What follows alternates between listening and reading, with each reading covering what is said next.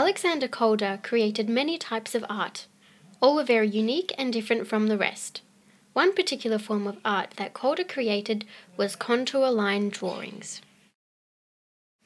Calder usually created his line drawings with some unusual constraints. He created blind contour line drawings, where he never picked up the pen from his page. He focused solely on the subject rather than the artwork while he was creating his art. Art is often a challenging subject for some students who do not have a good hand at drawing, because they are generally hesitant to create an artwork that may be perceived as unworthy and wasteful. This tends to frustrate students, and they refuse to take chances with experimentation in art class.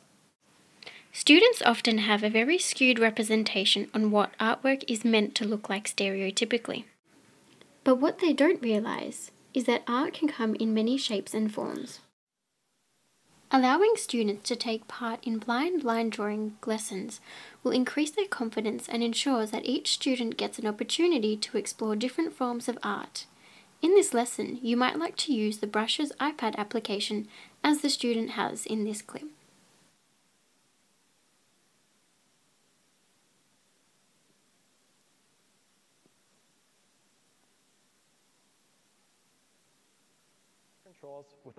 When introducing the Brushes application, allow the students to become familiar with the application. It might be a good idea to show them a quick clip about the application, but it is vital that you give them around 10 minutes to play around and explore what they can do with the application on the iPad. Students learn best in this way. The spacing and the opacity. Another very useful aspect of the Brushes app is that you can replay the actions of the students' drawings. These clips can then be further used in other classes, such as art appreciation lessons.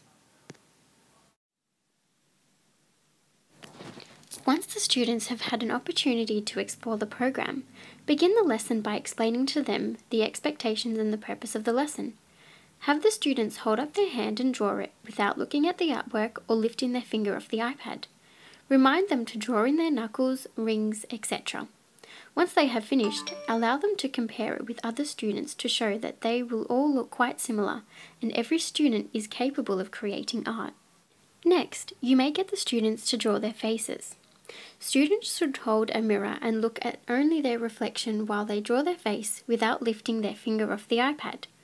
Suggest that they start from one side of the face, or the top, or the bottom, and continue around the entire face, including the eyes, the nose, and mouth. Remember to add glasses, earrings, and anything else unique to their own face. Once again, you may also allow students to compare their finished products. Students will begin to recognize the different forms of art that can be created in the art classroom. They will understand that everyone is an artist in some form and allow them to see how they can experiment with different types of art forms, including technology.